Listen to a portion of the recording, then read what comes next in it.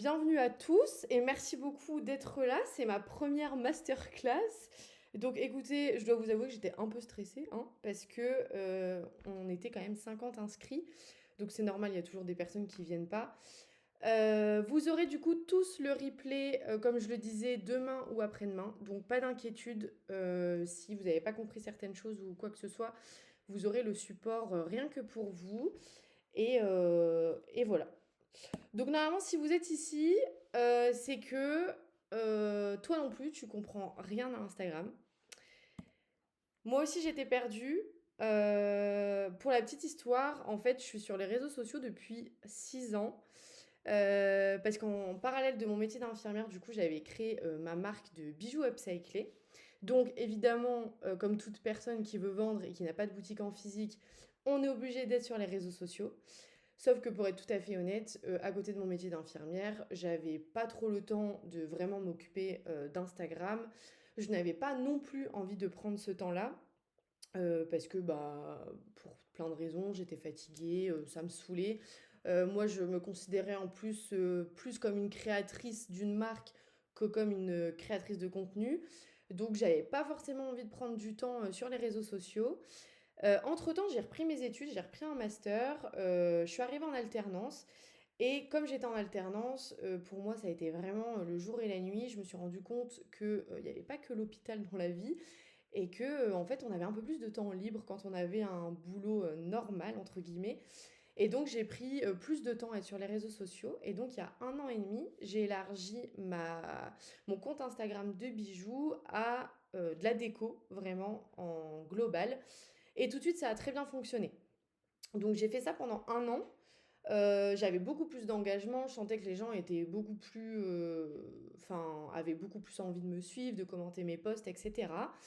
Et il y a 6 mois, j'ai décidé de me mettre à mon compte à 100% sur les réseaux sociaux. Sauf que je me suis dit, il faut quand même que je me forme. Donc j'ai commencé à me former et la suite de l'histoire juste après. Donc moi, je suis qui pour vous parler d'Instagram? Bah tout simplement, je suis diplômée du coup d'un master en communication et marketing digital de l'ISCOM de Lille, pour celles et ceux qui connaissent.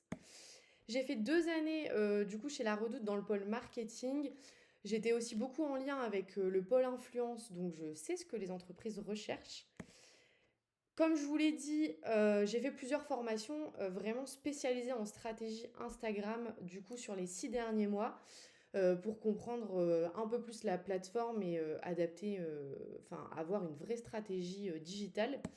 Et enfin, je pense que ce qui va vous parler le plus, c'est qu'aujourd'hui, je suis passée de 0 abonné à plus de 30 000, notamment grâce à vous, en 1 an et demi.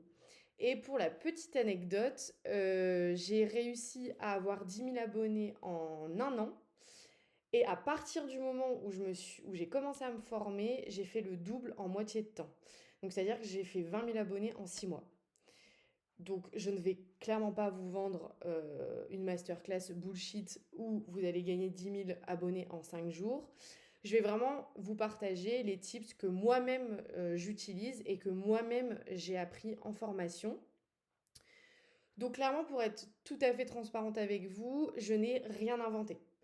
Je reprends les formations que j'ai appris, j'ai repris les cours en master que j'ai eu également et j'ai ajouté à ça mon expérience personnelle. Donc il se peut tout à fait que sur certaines slides, vous retrouvez les mêmes idées que sur certains comptes Instagram. Je me le cache absolument pas, je n'ai rien inventé. Juste, j'ai ce petit truc en plus qui fait que comme moi je l'ai mis en pratique, je saurais vous dire ce qui est une perte de temps, ce qui fonctionne mais très très chronophage, donc un peu chiant, et par contre ce qui fonctionne énormément. Donc si tu es là, c'est que normalement tu publies au hasard et tu croises les doigts pour que ça fonctionne. Quand ça fonctionne, tu es hyper contente, c'est toi le boss, tu as enfin compris les algorithmes d'Instagram. Par contre, quand ça floppe, c'est toi le problème. Enfin, en tout cas, c'est ce que tu penses. Ou tu blâmes les algorithmes. Tes posts ne décollent pas, ou en tout cas n'avancent pas assez vite à ton goût. Tu ne comprends pas les algos d'Instagram. Oui, parce qu'en fait, il n'y a pas qu'un algorithme hein, sur Instagram, il y en a plusieurs. Donc, il va vraiment avoir un algorithme pour les stories, un algorithme pour les reels, pour les carousels, etc. Et t'as beau poster, tu comprends pas forcément comment ça marche. Du coup, évidemment, t'es frustré, voire totalement démotivé. Donc, tu publies de temps en temps, tu fais des grosses pauses. Donc, clairement, en plus, Instagram n'aime pas ça du tout. Pour être sûr que vous êtes au bon endroit et que vous n'allez pas être frustré en fait de cette masterclass, il faut que vous remplissiez quand même un certain nombre de critères. Tu es prête du coup à accorder 4 heures de ta semaine à Instagram. Alors, j'entends déjà les réactions ouais, Solène, tant t'abuses, moi j'ai un métier à côté, on n'est pas comme toi chez soi à la maison toute la journée.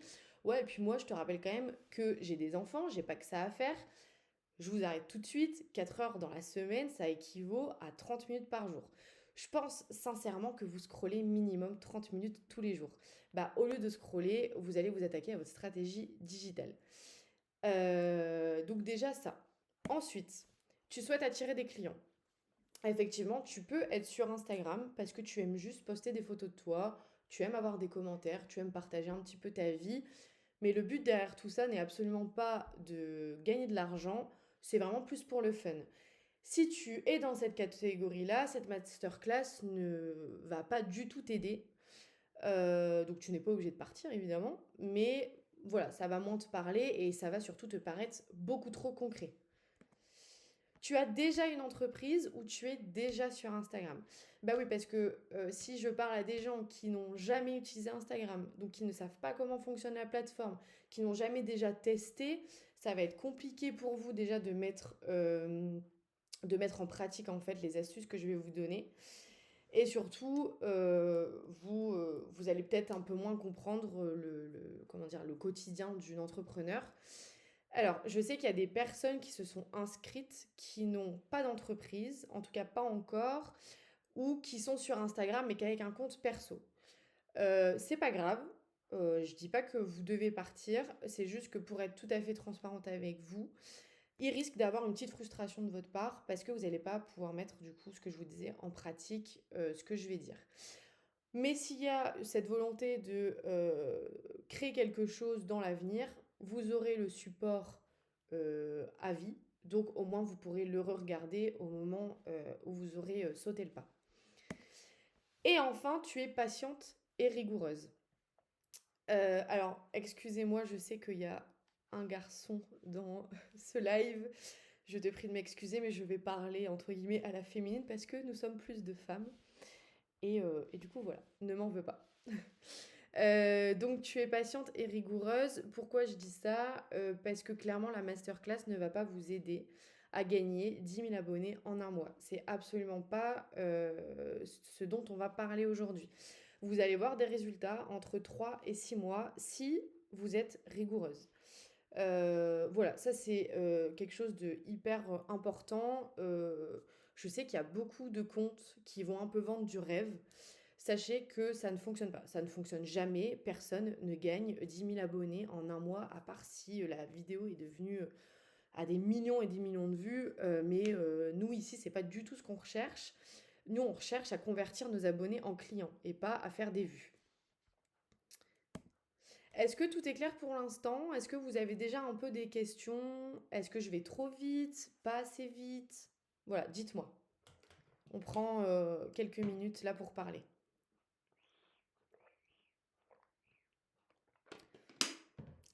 Dites-moi dans le chat, envoyez-moi des petits émojis feu pour savoir si tout va bien. Je veux plein d'émojis feu. J'en veux 10 du coup.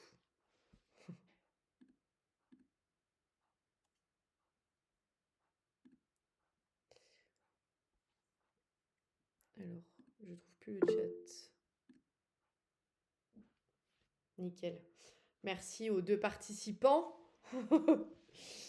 Ok, donc pas de questions, vous êtes sûr, je peux continuer?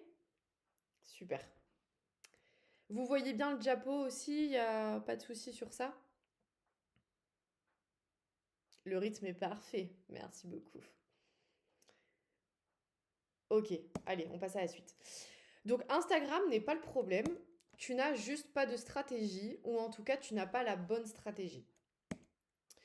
Pourquoi ça ne fonctionne pas? J'ai remarqué trois erreurs très très courantes sur les petits comme parfois les gros comptes, et c'est généralement ça qui va vous bloquer.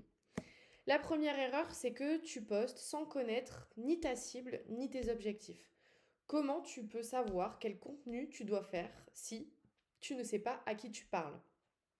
Si tu fais du contenu dédié aux étudiants et que ta cible c'est des retraités, tu te doutes bien que tes posts ne vont avoir aucun engagement et que du coup Instagram va un peu les bannir.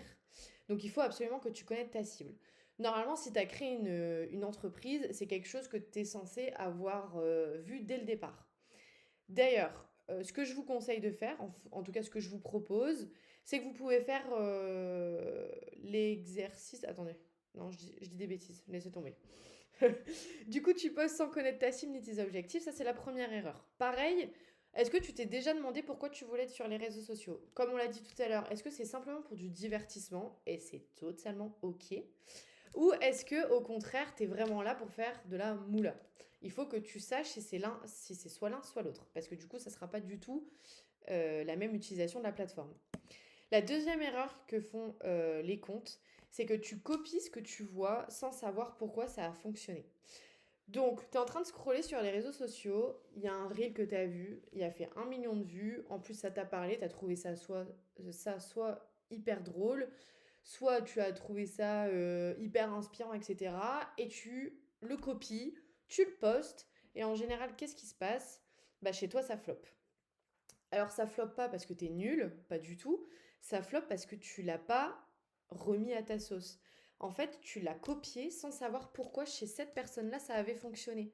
Ça n'a pas fonctionné parce qu'elle a de la chance, ça a fonctionné parce qu'elle a parlé, elle a réussi à parler à sa cible. Et la troisième erreur, c'est que tu changes tout le temps tes formats. Bah oui, en fait, le truc, c'est que comme tu ne sais pas pourquoi ça fonctionne et pourquoi ça ne fonctionne pas, vu que tu n'analyses pas vraiment tes contenus, bah tu es tout le temps en train de changer de format. Et du coup, bah, ton abonné ou ton potentiel abonné, il se perd complètement dans ce que tu fais.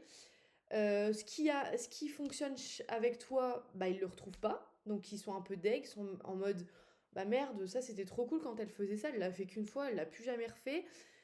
Et donc, bah, du coup, c'est hyper dommage parce que du coup, tu pourrais capitaliser dessus. Avant de rentrer dans la stratégie pure et dure, on va reprendre vraiment le B à bas et la base d'Instagram. Donc déjà, tu dois connaître ta cible. Ce que je vous propose, soit vous la connaissez et trop bien, soit je vous propose de prendre un petit papier à côté de vous et de faire l'exercice en même temps que je parle. Si jamais c'est pas possible parce que ça va vous déconcentrer, aucun problème, vous le faites pas, de toute façon vous aurez le replay. Donc, ce que tu dois te demander pour ta cible, c'est l'âge ou la génération, le sexe, les lieux ou le lieu de ta cible, les intérêts qu'a ta cible, le milieu social, les heures et jours de connexion et les types de contenu qu'elle suit. Alors je sais, comme ça, là maintenant, ça vous parle pas du tout. Donc j'ai pris mon exemple pour que ça soit un peu plus imagé. Donc vous aurez accès à toute ma cible. Donc voilà. Donc, ce que vous devez vous demander, c'est l'âge de votre cible. Généralement, ce qui peut vachement vous aider, c'est que votre cible, on va dire à 90% du temps, c'est pas vrai tout le temps, va vachement ressembler à vous. Donc, c'est-à-dire que si vous êtes une femme, vous allez quand même attirer beaucoup de femmes. Si vous êtes une milléniale, vous allez... Alors, excusez-moi, il y a quelqu'un qui se rajoute au live. Alors, attendez, je suis désolée. Accepter. Pardon. Si vous êtes... et j'ai reperdu le chat, punaise. Est-ce que quelqu'un peut envoyer un petit message dans le chat, comme ça je peux le retrouver? Merci beaucoup. Donc du coup, ce qui va être assez facile, c'est que tu attires ce que tu es. Donc si tu es une femme, ta cible sera probablement des femmes. Si tu es une milléniale, ta cible sera probablement des millénials, etc. Vous avez compris le principe. Évidemment, il y a des niches. Donc c'est-à-dire J'ai pas forcément d'exemple là tout de suite, mais si vous êtes un compte, par exemple, de moto, malheureusement, comme on est tous assez stéréotypés et il reste malheureusement des étiquettes dans la société, vous risquez quand même d'attirer plus d'hommes, même si, comme vous êtes une femme, il risque quand même d'avoir des femmes. Bref, j'espère que je vous ai pas trop perdu. Donc, vous devez vous demander l'âge et la génération de votre cible. Donc, moi, par exemple, c'est Millennials et Gen Z. Le sexe de ma cible, c'est à 85% féminin. Pourquoi? Bah, comme j'ai dit, parce qu'en fait, je suis une femme et du coup, instinctivement, les femmes vont s'abonner à mon compte. En plus, je parle de déco, donc, entre guillemets, c'est quelque chose de un peu plus féminin, même si évidemment, il y a plein d'hommes qui adorent la déco et heureusement, mais ça reste à majorité féminin. Les lieux, il faut que tu te poses la question de est-ce que tu es au niveau international et auquel cas tu vas adapter ton compte et faire un compte en anglais, totalement en anglais. Comme ça, tu vas pouvoir cibler les pays anglo-saxons et l'Europe. Est-ce que ta cible est plutôt au niveau national, donc comme moi qui a un compte français ou qui fait de la création de contenu avec des marques majoritairement françaises, je sais que je vais plutôt cibler du coup des Français ou en tout cas des pays francophones. Ou alors au niveau local. Au niveau local, c'est pour les personnes qui, par exemple, ont des ateliers DIY sur l'île uniquement. Elles ne se déplacent pas en dehors de la ville, elles ne vendent rien sur un site internet, c'est vraiment que du service au niveau local. Là, ce qui est hyper important, c'est que du coup, vous allez cibler les personnes qu'au niveau local. Donc ça veut dire que dans vos localisations de carrousel et de reels, vous allez mettre toujours l'île. Toujours, toujours, toujours. Vous pouvez aussi élargir avec par exemple des villes autour de l'île. Par exemple, si vous êtes au niveau national comme moi, vous allez prendre les plus grosses villes de France, voire même certaines villes en Belgique qui sont francophones, etc. Vous devez aussi vous demander les intérêts qu'a votre cible. Surtout, vous me dites si je vais beaucoup trop vite, hein. N'hésitez pas, j'ai le chat devant moi, donc aucun problème. Les intérêts du coup de votre cible. Généralement, les intérêts de votre cible, encore une fois, va beaucoup ressembler à la vôtre, à part si vous êtes vraiment dans une niche. Mais ce qui est trop cool avec les intérêts de votre cible, ça veut dire que vous pouvez aussi vous parler de ça. Donc par exemple, les personnes qui aiment la déco, en général vont aussi aimer la mode. Comme je parle de DIY et d'upcycling, c'est des personnes qui vont aussi aimer la seconde main, qui vont du coup probablement aimer les marques éthiques, mais aussi le design, etc. Donc ça veut dire que c'est un ensemble de sujets avec laquelle sur laquelle pardon, je peux communiquer. Ensuite, vous allez vous demander le milieu social de votre cible. C'est hyper important de le savoir. Si vous vendez un collier à 120 euros, vous n'allez pas cibler des étudiants. Ça paraît logique. Le problème, c'est que si vous n'êtes jamais posé la question de votre cible, bah, potentiellement, en fait, vous êtes en train de cibler des étudiants. Et c'est pour ça qu'il n'y a pas d'engagement sur vos posts, parce que les étudiants, ils voient vos prix et du coup, ils swipent très vite. En prenant mon exemple, je cible deux milieux sociaux différents, ce qui peut être aussi votre cas. Plutôt une classe moyenne, avec du coup tout ce qui va être upcycling, DIY, bon plan déco. Et une classe CSP+, qui a un peu plus de moyens, où là, je vais plutôt proposer du coup des articles neufs de designers, les nouvelles collaborations entre une grande chaîne comme Ikea avec un designer. Voilà, ce genre de choses. Ensuite, vous allez vous demander les heures et les jours de connexion de votre cible. Bah oui, pour savoir quand est-ce que vous devez poster. Alors, excusez-moi.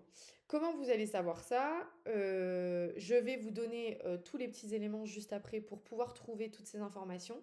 Mais en amont, vous avez normalement les réponses.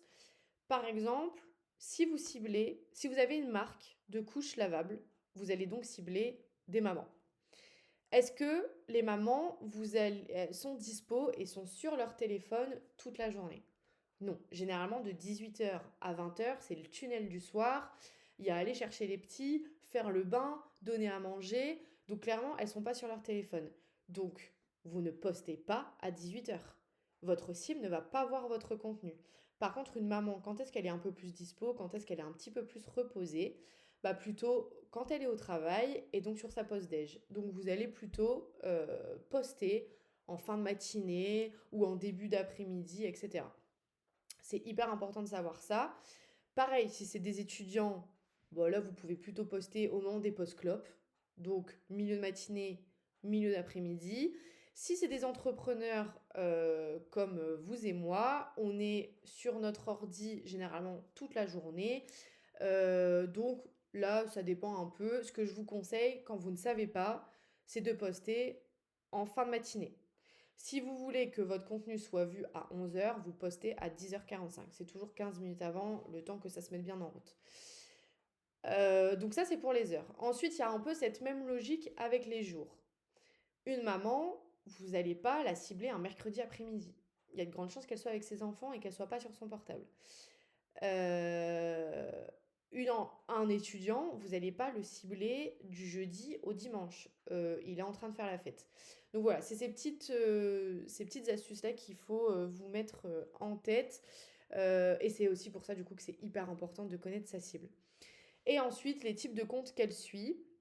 Donc si vous êtes une marque de bijoux, elle va suivre d'autres marques de bijoux, mais elle peut très bien suivre de l'histoire d'or comme des créateurs français, éthiques, etc.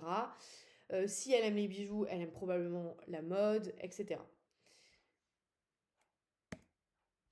Ah, petit bug.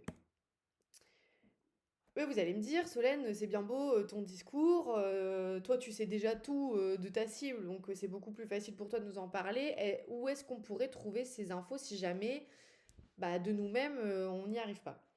Alors vous allez aller dans votre tableau de bord professionnel sur Instagram. J'imagine que vous y avez déjà tous fait un tour. Vous allez aller tout en haut dans Vue, interaction, nouveaux followers, etc.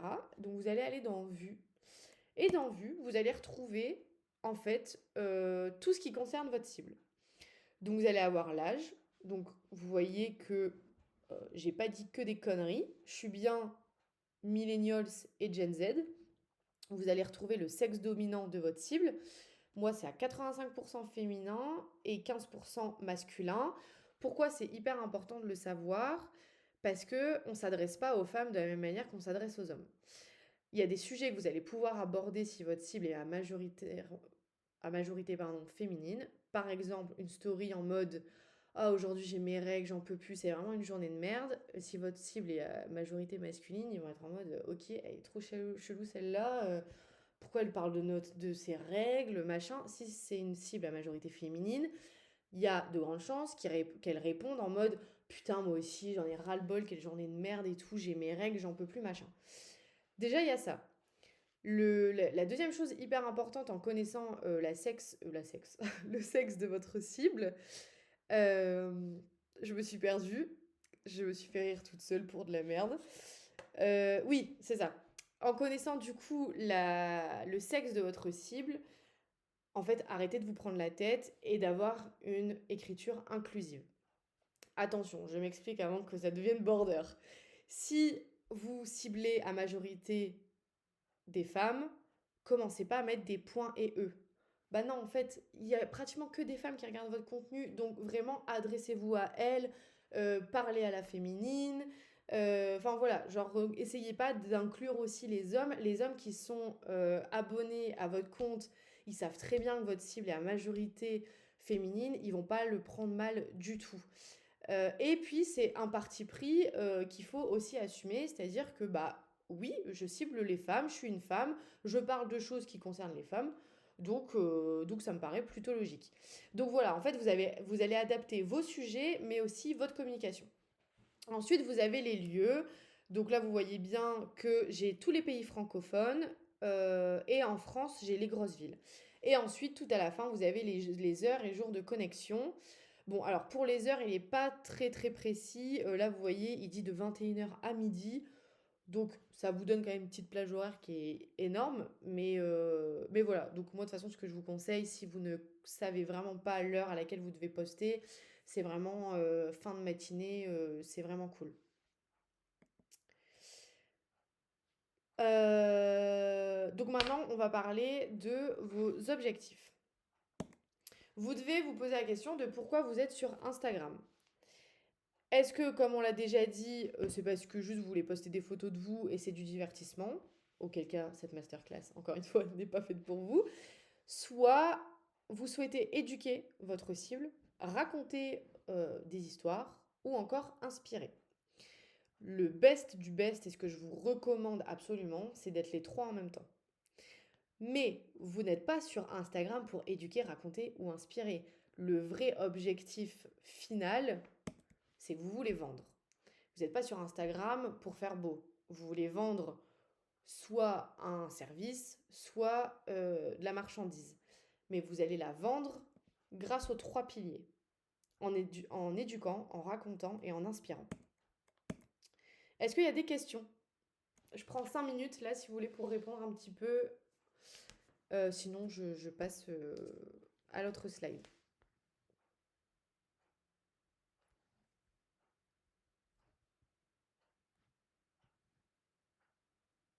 Non, c'est bon? N'hésitez pas vraiment à m'envoyer des messages dans le chat parce que c'est notre seule façon d'interagir ensemble. Ok, je vais pas trop vite, c'est bon?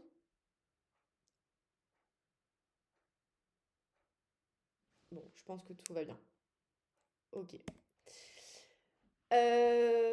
Donc on a parlé de ta cible, on a parlé de tes objectifs. Donc normalement là, tu as déjà une bonne base. Maintenant, on va parler des mots-clés. Si tu es une marque de bijoux, tu vas devoir choisir 10 mots-clés qui sont en lien avec ton univers. Vous pouvez également faire cet exercice en même temps que je parle, si vous êtes capable de faire les deux en même temps. Pourquoi avoir des mots-clés? Bah, tout simplement parce que Instagram va mieux vous référencer quand il va voir qu'il y a toujours les mêmes 10 mots-clés qui reviennent sur votre compte. C'est des mots-clés évidemment qui doivent évidemment être en lien avec ce que vous faites. Je vais vous donner des exemples juste après. Et donc vos mots-clés, vous devez les retrouver dans votre nom et dans votre biographie, dans tes légendes, tes stories, et si tu fais des voix off, dans tes scripts. Ils doivent être partout. Par exemple, je vous ai donné des exemples pour une marque de bijoux éthique. J'en ai pris 10. Vous vous doutez bien que du coup, il y aura bijoux, il y aura un synonyme, création. Elle fait de la personnalisation, donc on peut mettre personnalisé ou personnalisation. Il y a des boucles d'oreilles, des colliers. C'est la personne qui fait tout elle-même, donc c'est de l'artisanat, donc c'est éthique, etc. Ces 10 mots, ils doivent être partout, mais absolument partout. Instagram va savoir du coup beaucoup plus facilement ce que vous faites et dès qu'il y aura une recherche de bijoux personnalisés en recherche Insta, et bah du coup il va beaucoup plus facilement vous mettre en avant. Ensuite, on va travailler ta biographie. Généralement, c'est ce que tu fais, en tout cas c'est ce que les marques font. J'étais la première à faire ça. Donc tu vas mettre le nom de ta marque. Bah oui, logique. Moi, je fais les choses correctement. J'ai lancé ma marque de bijoux. Évidemment que je vais mettre le nom de ma marque. Je me suis pas cassé la tête à trouver un nom de marque pour pas le mettre. Tu vas avoir une description peu détaillée. Donc, marque de bijoux, note mot d'ordre, se faire plaisir. Bon, ça donne pas trop envie. Avec le lien du coup de la marque. Et ensuite, tu vas mettre un logo. Ok, c'est legit, tout le monde fait ça, pas de souci, tu fais probablement ça aussi. Moi, ce que je te conseille de faire, c'est plutôt la version de droite. En toute transparence, je veux que vous me disiez dans le chat ce qui vous donne le plus envie de vous abonner. Est-ce que c'est la version de gauche ou la version de droite? Euh, Soyez totalement transparent, même si vous préférez le logo et le nom de la marque, il n'y a aucun problème. Donc le droit, ouais. Droite, of course. La 2, droite. Ok. Est-ce que vous pouvez de nouveau me dire dans le chat pourquoi ça vous donne beaucoup plus envie de vous abonner? Qu'est-ce qui fait que, ouais, ça n'a pas photo. Enfin, j'ai envie de suivre cette meuf.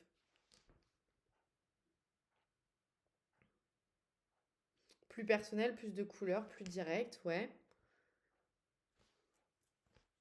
Plus de détails, plus compréhensif, plus humain. Un peu comme un CV, il y a plus d'infos, on a l'impression de directement connaître le contenu pour lequel on s'abonne, c'est plus personnel, plus chaleureux. Ok, bah voilà, vous avez absolument tout dit. Pourquoi vous allez vous abonner beaucoup plus facilement à celle de droite? Parce qu'il y a de l'humain. Et on a tendance à l'oublier, mais Instagram, c'est un réseau social. Et Instagram, plus vous êtes sociable, plus il va adorer ça. Donc, on oublie les logos, le nom de votre marque. Oui, je sais, vous allez me dire, bah attends Solène, en fait moi mon logo il m'a coûté 350 balles. J'ai mis 2 semaines à chercher un nom de marque, donc clairement il est hors de question que je le mette pas sur mon compte. Bah oui, mais le problème c'est que en fait, à part si tu es connu au niveau national, donc en gros si tu es Chanel, tu peux te permettre de mettre un nom de logo, pardon, une photo de logo et un nom de marque, parce que en fait les gens vont directement taper Chanel en fait dans la barre de recherche. Toi, malheureusement, tu n'es pas encore connu au niveau national. Donc personne va taper JED dans la barre de recherche. C'est pas connu. Par contre, les gens vont taper bijoux personnalisés, bijoux faits main, bijoux français. Et donc il faut qu'il y ait ces mots dans ta bio, dans ton nom, etc. Euh, il faut que tu mettes une photo de toi dans ton univers. Pas une photo de toi où tu es à moitié à poil sur la plage avec des lunettes de soleil de loin. Clairement, on s'en fiche. Il faut qu'on puisse te reconnaître. Et surtout, une bio qui est travaillée et qui est précise. Faut vraiment en fait humaniser au maximum ton compte parce qu'il y a de grandes chances que très vite les personnes elles s'abonnent parce que bah, ça leur parle, soit tu leur ressembles, t'es une femme, moi aussi, donc j'ai envie de m'abonner. Oh, elle est super belle. Enfin, voilà, c'est très bête, hein, mais c'est psychologique. Avant du coup, de voir tout ça, on va faire pas à pas pour retravailler tout ça. Donc là, c'est vraiment le fil conducteur, c'est-à-dire qu'au début de la masterclass, on est plutôt en train de faire un business plan, donc avec la cible, les objectifs, pourquoi je veux être sur les réseaux sociaux. Là, on rentre un peu plus dans la stratégie, donc c'est-à-dire que on est en train de créer là son compte Instagram. Là, c'est comme si vous veniez de vous inscrire sur Instagram. Qu'est-ce que vous faites dès le départ? Bah du coup, vous mettez une photo de vous et vous changez, enfin vous faites un nom optimisé et une bio optimisée.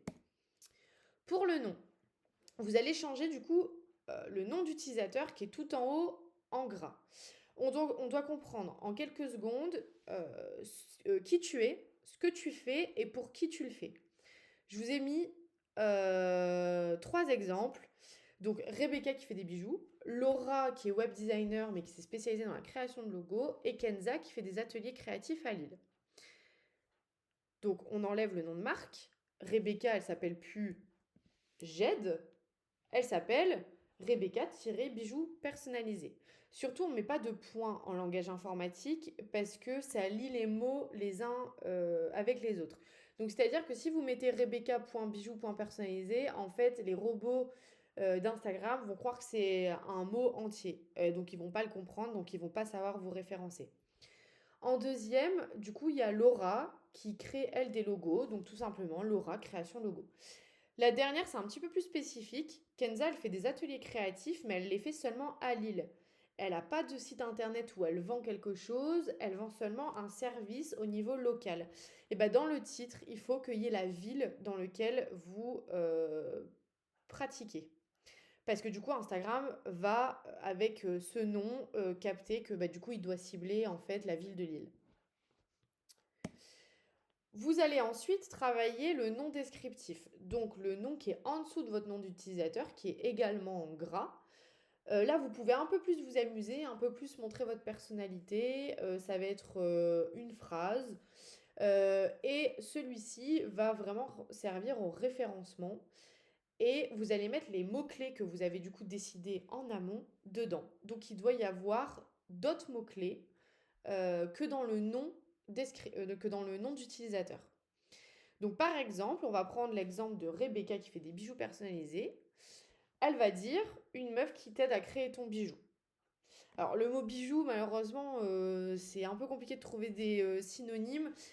J'aurais pu mettre une meuf qui t'aide à créer ta création, mais création, et puis création, ça veut tout et rien dire. Ça peut être de la couture, ça peut être de l'ameublement, etc. Laura, ça va être ton allié pour un logo coloré et unique. Bah, c'est-à-dire que rien qu'avec cette phrase, la personne qui veut un logo noir et blanche très épuré, bon, bah, elle va pas aller là. Il est clairement écrit coloré, donc non. Et Kenza, ouais, oui, c'est Kenza Farah qui fait des activités manuelles. Donc elle a choisi de mettre son prénom et son nom parce que potentiellement, elle veut qu'on puisse la retrouver sur LinkedIn. Parce que du coup, elle, c'est un petit peu plus de B2B. Donc elle a décidé de mettre une artiste colorée qui te propose des activités manuelles dans le Nord. Je ne sais pas si vous avez remarqué, mais son nom, c'est Atelier Créatif Lille. Et là, c'est des nouveaux mots-clés, c'est activité manuelle Nord. Voilà, en fait, vous allez enrichir votre compte pour que Instagram puisse vraiment mieux vous référencer. Ensuite, il y a la biographie. La biographie, c'est assez simple. Vous allez mettre 4 phrases. Il doit y avoir un emoji devant chaque phrase qui représente du coup votre univers. Il va y avoir ce qu'on appelle du coup un hook, qui est aussi appelé du coup une phrase d'accroche. 2 phrases de blabla, avec du coup de nouveaux... Donc le hook, les phrases de blabla, etc. doivent avoir de nouveaux mots-clés dans les 10 que vous avez fait en amont. Et ensuite, un CTA, ce qu'on appelle un call to action, ce qui veut tout simplement dire passer à l'action. Moi, ce que je vous conseille aussi, c'est de mettre du coup le lien de votre site en bas, ou une adresse mail si comme moi vous êtes plutôt dans la création de contenu et que vous voulez être contacté très vite par les marques. Si par contre vous avez plusieurs liens à proposer, ce que je vous conseille et ce qui fonctionne beaucoup, c'est un Linktree. Moi, c'est aussi ce que j'ai dans ma bio. Ça me permet de... Du coup, il y a mon adresse mail, il y a par exemple, il y avait le lien de la masterclass, voilà, il y avait plusieurs choses. Donc, je vous ai donné un exemple. Donc, la marque de bijoux, sa biographie, c'était une marque de bijoux pour toi. Notre mot d'ordre, se faire plaisir. Viens faire un tour sur le site. Bon, clairement, je sais pas vous, mais bon, c'est pas que ça donne pas envie, mais c'est pas incroyable. Ce qui est un peu mieux, c'est du coup un hook. T'en as marre d'acheter du toc?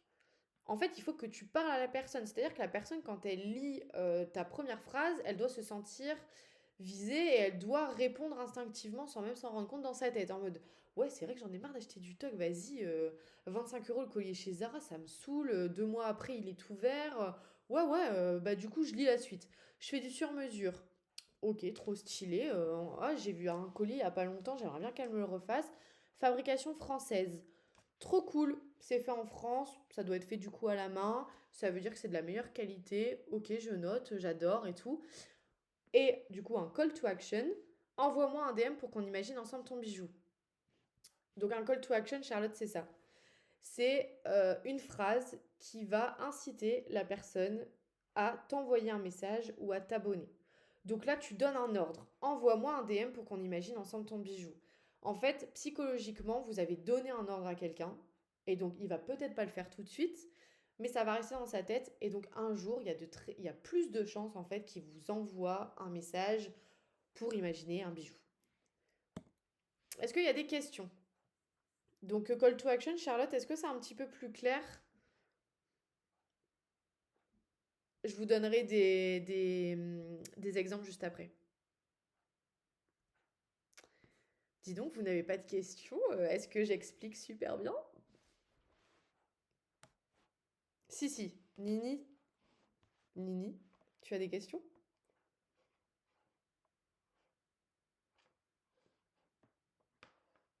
Bon, je pense que c'est bon.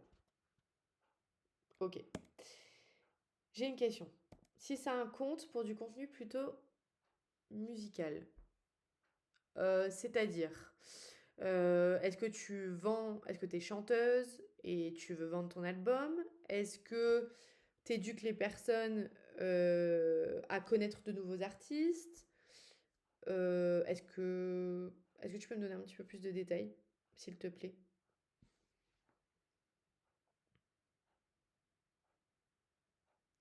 Vendre son propre album notamment.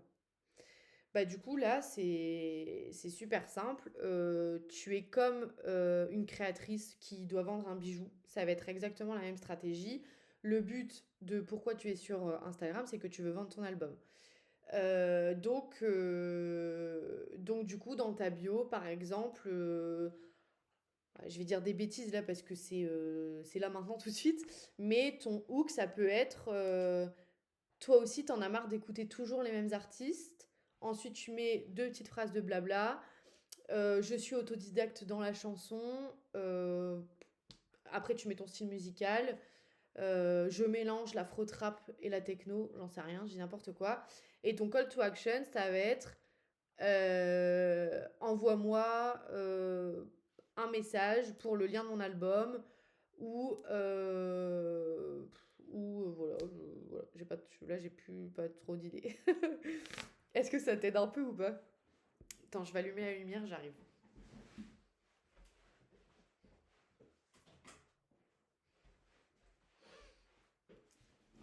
Putain, ambiance Amsterdam chez moi. Oui, je vois, merci. C'était pour le pseudo notamment, car souvent il y a plutôt un nom d'artiste. Alors, c'est vrai que je ne l'ai pas dit tout à l'heure, mais quand je dis pas de logo ou pas de nom de marque, ça ne veut pas dire que vous devez abandonner votre logo ou votre nom de marque. C'est juste que vous allez le mettre un petit peu plus intelligemment. Donc, c'est-à-dire que vous pouvez le mettre en bio. Donc, par exemple, créatrice de GED. Même si, encore une fois, je recommande pas trop parce que les gens vont être en mode créatrice de GED, c'est quoi GED, je connais pas. Par contre, oui, si t'es la créatrice de Decathlon, bah là, ça a fait plus de sens. Par contre, tu peux très bien le mettre à la fin de tes carousels, tu sais, comme signature, tu peux mettre ton logo, ton nom de marque, etc. Dans toute ta direction artistique, tu vas pouvoir intégrer ton logo, le nom de ta marque, sur ton site également. Ce que tu peux faire du coup si tu as un nom d'artiste, c'est que tu mets ton nom, prénom dans, tu sais, le deuxième nom, pas le nom d'utilisateur, pardon, mais le nom descriptif. Et ton nom d'utilisateur, il faut absolument que ça soit par exemple Nini, chanteuse afro-trap. Voilà. Je ne sais pas si c'est clair. Je vais boire un petit coup d'eau.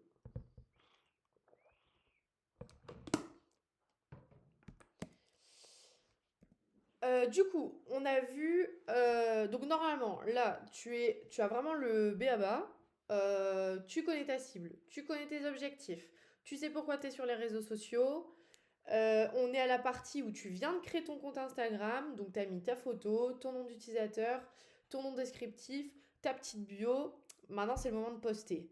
Ouais, mais moi, Solène, je sais pas en fait ce qu'il faut poster, je sais pas comment on poste, ce qu'il faut trouver dans un post pour qu'il fonctionne. T'inquiète pas, j'ai tout prévu. C'est quoi un bon post? Alors, un bon post, tu dois toujours te montrer. Alors, je sais, il y a des comptes qui sont très niches et qui ne se montrent pas et qui fonctionnent, évidemment.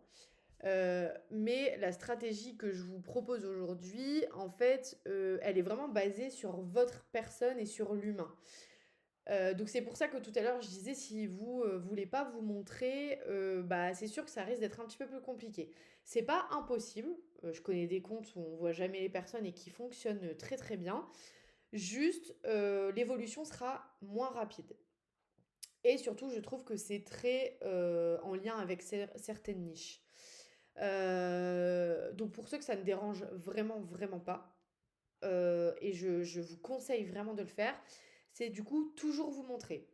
Alors, il y a des petites astuces pour les personnes qui ne sont pas hyper à l'aise à se montrer. Je ne sais pas si vous avez déjà remarqué, mais il y a des créateurs de contenu, vous voyez vraiment jamais leur visage. Vous les voyez vous les voyez de côté, vous les voyez de dos, vous les voyez accroupis, en hauteur, etc. Mais vous voyez jamais l'entièreté de leur visage. Bah, mine de rien, ça fonctionne quand même parce que la personne qui regarde le contenu, elle sait qu'il y a une vraie personne derrière, elle imagine un peu ses traits. Ensuite, il faut que sur votre post, vous ayez un hook, donc une phrase d'accroche dès les 3 premières secondes. Ensuite, un titre différent de votre hook qui veut dire la même chose pendant les 5 à 6 premières secondes de votre vidéo. Et à la fin de ta vidéo ou de ton carrousel, ça vaut pour un carrousel, un reel et une story. Les stories, c'est exactement le même principe. Vous faites un hook, vous faites des phrases de blabla, et il y a toujours un CTA à la fin de la story. Mais on reviendra aux stories après. Et ensuite, à la fin, du coup, un call to action. Et la chose qu'on oublie, mais qui est hyper, hyper importante, c'est une légende optimisée. Donc, je vous ai mis des exemples de hooks que je vous laisserai regarder. J'en ai mis une dizaine. Donc, par exemple, comment j'ai transformé mon meuble. Donc, ça, c'est ce que vous allez dire à l'oral. Des exemples de titres. Ce que vous allez écrire sur votre vidéo, c'est DIY mon meuble à 5 euros. Des exemples de call to action. Dis-moi en commentaire si tu préfères avant ou après. Le call to action, comme je disais tout à l'heure, vous devez donner un ordre. Psychologiquement, les personnes, elles vont se sentir un peu obligées de commenter. Donc, c'est écrit tout ça ou c'est dit à l'oral? Non, non, c'est écrit. Donc, ce qui fonctionne hyper bien dans les CTA, c'est donner un ordre. Parce que les personnes, elles vont vouloir commenter, c'est psychologique. Ou sinon, vous demandez l'avis de l'autre. Et ça, vous le savez, sur Internet, les personnes adorent donner leur avis, généralement qu'ils soient négatifs ou positifs. Et donc, forcément, vous allez avoir des commentaires. Pour la légende, on en parle un petit peu plus parce que ça a le mérite de prendre 2-3 minutes. Donc, dans la légende, ce que vous devez retrouver déjà, c'est le même hook que vous avez utilisé dans votre post. Donc, moi, c'était je transforme mon meuble. Donc, je vais mettre aujourd'hui, je te montre comment je transforme mon meuble. Ensuite, tu vas mettre 2-3 phrases de blabla. Si c'est un sujet bon, qui te touche pas forcément, genre tu as juste posté un DIY, etc., tu dis un peu ce que tu veux. Si par contre, là, c'est un sujet qui te tient à cœur, tu peux du coup prendre le temps effectivement de réfléchir aux phrases que tu vas mettre. Ensuite, un CTA. Donc là, par exemple, c'est je serai chaud d'une partie 2 avec les alternatives et toi. Surtout pas de hashtag, ça ne sert plus à rien sur Instagram. Et le gros truc en plus que font généralement, enfin que ouais, les gens ne font pratiquement pas, c'est que ta légende doit donner une nouvelle information. Ça ne sert à rien de faire une légende où tu dis ce que tu as dit dans la vidéo. Parce qu'en fait, du coup, les gens, ils vont pas lire ta légende. Et plus ils restent sur ton contenu, plus ton contenu est diffusé à de nouvelles personnes.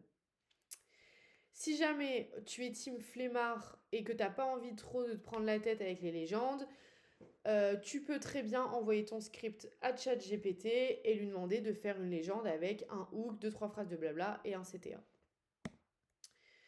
Ensuite, il faut que tu te poses la question de quel poste pour qui. Donc, les carousels, ça va cibler 80% de tes abonnés. Pourquoi c'est bien de le savoir? Parce que du coup, dans tes carousels, tu vas pas dire la même chose que dans tes reels. Ça, c'est vraiment ce genre de pourcentage, c'est vraiment quand le carrousel et le reel est vraiment bien fait, il est optimisé, etc. Le reel, ça va au contraire toucher 90% de tes non-abonnés. Donc c'est parfait si par exemple tu lances une nouvelle collection, si tu veux parler d'un sujet qui touche vraiment énormément de personnes. Les carousels, ça va être top pour créer du lien avec ta communauté, pour affirmer ton expertise, etc. Et ensuite, les stories, elles, par contre, vont vraiment toucher 99% de tes abonnés. Et les stories, c'est le canal de vente le plus fort sur Instagram. Et on y reviendra un petit peu après. Est-ce qu'il y a des questions? Donc je vois que Nini, est-ce que tu conseilles aussi de faire des sous-titres aux vidéos? Je sais que je fais partie des gens qui regardent des reels sans son sens souvent. Oui, effectivement, je vous le conseille à 1000%. Quand vous faites un reel, vous mettez toujours des sous-titres. Et pas les sous-titres qui vont super vite et que vous pouvez pas suivre. Vous les mettez vraiment le plus longtemps possible. Parce qu'effectivement, déjà, il y a 3 raisons à ça. La première, bah, pour les sourds et les malentendants, pour qu'ils puissent quand même capter ce que vous racontez. La deuxième, pour les personnes qui ne regardent pas les vidéos avec le son parce qu'elles sont en pause, elles sont dans le bus ou quoi que ce soit. Et la troisième, c'est des mots-clés en plus pour Instagram. Et du coup, encore une fois, il va mieux réussir à référencer votre vidéo. Parce que oui, en fait, les algorithmes Instagram arrivent à savoir ce que vous dites ce que vous dites dans la vidéo avec les sous-titres. Ils arrivent d'ailleurs de plus en plus à savoir ce que vous dites dans la vidéo sans les sous-titres. Il va réussir à lire votre titre, etc. Machin. Donc oui, oui, les sous-titres sont hyper importants. Tu mets comment les sous-titres? Alors, les sous-titres, tu peux les mettre sur la plateforme de montage Instagram qui s'appelle Edit, il me semble, que moi j'utilise pas du tout. Moi j'utilise CapCut, il y a une version gratuite qui est très bien.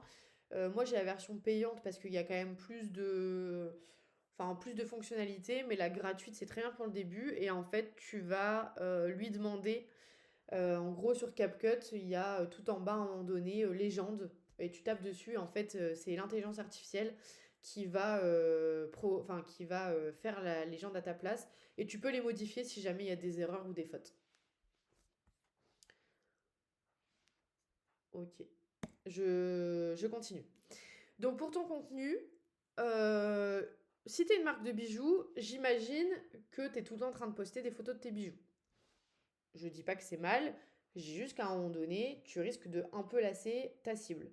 Oui, ils te suivent parce qu'ils adorent tes bijoux, mais ils n'ont pas envie de tous les jours voir tes photos de bijoux. Sachant que on est sur les réseaux sociaux plutôt pour le divertissement, en tout cas du côté utilisateur. Et quand on achète, en fait, on ne s'est pas trop rendu compte qu'on était en train d'acheter quelque chose. Parce que la vente sur Instagram doit être un peu cachée. Voilà, faut pas y aller avec ses gros sabots. Donc comment tu vas faire pour vendre quelque chose sans que les personnes captent que tu es en train de vendre quelque chose? Eh ben, tu vas te baser sur 3 piliers. Ça va permettre à ton audience de ne jamais se lasser de tes contenus, de toi pouvoir parler de choses hyper différentes et d'être très diversifié. Et en plus, en termes d'engagement et de référencement pour la plateforme, c'est top. Donc, tu as le premier pilier qui est l'inspiration. Ça va permettre à ta cible de pouvoir s'identifier à toi, de pouvoir se projeter parce qu'elle va voir tes transformations, tes avant-après, etc. Ensuite, tu as le pilier storytelling. Lui, à quoi il sert? En fait, il va servir à ce que les gens se disent: ah punaise, mais elle est comme moi en fait. Et je suis sûre qu'en regardant des créateurs de contenu, vous vous êtes déjà dit ça. Ah, mais en fait, elle a l'air trop cool. Ah, mais en fait, elle est comme nous. Ah, mais elle aussi, enfin, elle a les cheveux gras un dimanche, complètement défoncés. Ah, punaise, c'est con, mais ça la rend plus sympathique, ça rend la personne plus accessible. Vous, en tant qu'utilisateur, ça permet de s'identifier et donc vous allez avoir plus envie de vous abonner et d'acheter. Donc comment vous allez faire ça? Bah, du coup, vous allez montrer vos galères, vos réussites, vos doutes, enfin bref, les aléas de la vie. Et le troisième pilier, c'est l'éducation. Pourquoi il est hyper important, enfin les trois sont hyper importants, l'éducation il est important parce que il va vous permettre de montrer à votre cible que vous êtes expert dans votre sujet. Vous n'êtes pas juste une louloute qui s'est mise sur les réseaux sociaux et qui sait pas trop ce qu'elle fait. Non, non, vous êtes expert, vous savez ce que vous faites et ça se ressent. Ça va permettre aussi d'augmenter votre légitimité et aussi votre notoriété. Et donc, comment vous allez faire ça? Bah, vous allez expliquer comment faire, par exemple, un bijou, les conseils pour entretenir un bijou, les erreurs à ne pas faire quand on achète un bijou, etc. Donc là, c'est vraiment de l'éducation.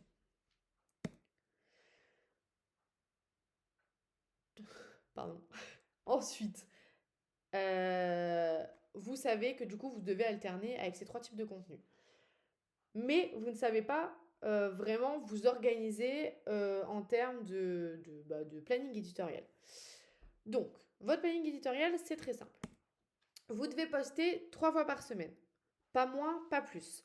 Moins, alors si vous pouvez évidemment poster moins, si vraiment en ce moment c'est chaud, vous avez un travail qui vous prend la tête de fou, vous avez des enfants, etc.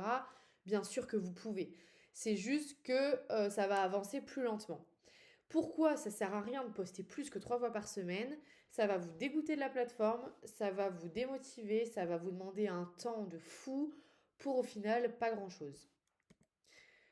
Dans les 3 posts par semaine, vous allez faire un carrousel et 2 reels. Il y a des comptes qui ne font que des carousels et qui cartonnent. C'est vrai, ça existe, j'en connais plein. le problème, c'est que si vous avez commencé au début de votre compte à faire beaucoup de reels et que d'un seul coup vous switchez et vous ne proposez plus que des carousels, en fait pendant plusieurs mois la plateforme elle va un peu pas vous bannir, mais franchement votre engagement il va pas être top. Et pour le coup je l'ai fait pendant 3 mois, je n'ai posté que des carousels l'été dernier et mes statistiques ont été catastrophiques. Donc, si vous commencez sur les réseaux sociaux, pourquoi pas. Si vous voulez à terme ne faire que des carousels, allez-y plutôt progressivement, faites pas ça du jour au lendemain.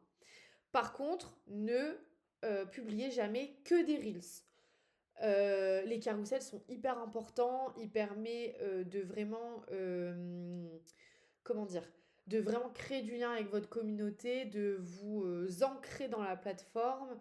Et en plus, bah, mine de rien, ça fait un petit peu moins de boulot parce que faire tout le temps du montage, c'est assez chronophage. Et en plus de ça, ça demande un peu plus de temps. Vous allez poster toujours à la même heure. Normalement, voilà, on l'a vu au début de la masterclass, vous êtes censé connaître vos jours de publication et vos heures. Donc toujours à la même heure. Pourquoi? Instagram doit capter que vous avez une routine sur la plateforme. Vous vous connectez tous les jours à la même heure, vous postez tel et tel jour à la même heure. Il va voir que vous êtes rigoureuse, que vous venez régulièrement et du coup, petit à petit, il va commencer à vous référencer beaucoup plus. Parce qu'il sait que vous n'allez pas partir du jour au lendemain. Il faut vraiment, en fait, c'est un peu comme un coach sportif Instagram, il faut lui montrer que vous avez une routine de ouf et que vous êtes sérieux, quoi. Du coup, je vous ai donné un exemple de planning éditorial que je vais vraiment survoler, que vous pouvez faire du coup sur Excel si vous avez ou sur Google Sheet. Vous mettez les jours où vous postez, les heures, les piliers, comme ça vous êtes sûr de toujours parler des 3 piliers. Le format, moi par exemple, c'est vrai que le pilier éducationnel, je l'ai vachement associé avec le carrousel parce que pour ma part, je trouve ça un petit peu plus facile. C'est pas du tout le cas pour tout le monde. Là, c'est vraiment vous qui choisissez comment vous voulez faire. Et ensuite, vous allez mettre le sujet. C'est vrai que je ne vous l'ai pas dit, mais sur votre compte, effectivement, il faut qu'on retrouve les 3 piliers. Mais c'est vrai, et moi aussi, il y a un pilier où vous risquez d'être un peu plus à l'aise. C'est normal. Donc, vous pouvez un peu le privilégier. Il n'y a aucun problème. C'est-à-dire qu'il y a une semaine, vous pouvez très bien faire 2 inspirations, un éducation et pas faire storytelling. Il faut juste que quand vous prenez du recul et que vous arrivez, enfin, et que vous regardez votre mois, vous vous dites, ok, c'est plutôt équilibré. Après, voilà, faut pas être bête et discipliné non plus. Si vous avez quelque chose à dire et que vous avez déjà fait votre post sur le storytelling, bah, c'est pas grave, vous le refaites. Est-ce qu'il y a des questions? Ça marche avec une programmation de poste ou est-ce qu'il faut lui montrer qu'on est vraiment connecté? Alors, on va y venir juste après. Mais non, moi, tous mes posts sont programmés au moins 2 semaines à l'avance. C'est juste que au moment où tu postes, il faut que tu sois sur la plateforme. Voilà, dans l'idéal. Si tu l'es pas, c'est pas très grave. Moi, il y a plein de fois où le week-end, clairement, la publication du coup qui est programmée, ce post, je vais pas commencer à faire, à rester sur la plateforme, etc. Machin. J'ai pas envie le week-end. Mais oui, dans l'idéal, vaut mieux être connecté au moment où ça se publie. Mais tu n'es pas obligé de le publier par toi-même. Je te conseille même très très très vivement de tout programmer. Est-ce qu'il y a d'autres questions?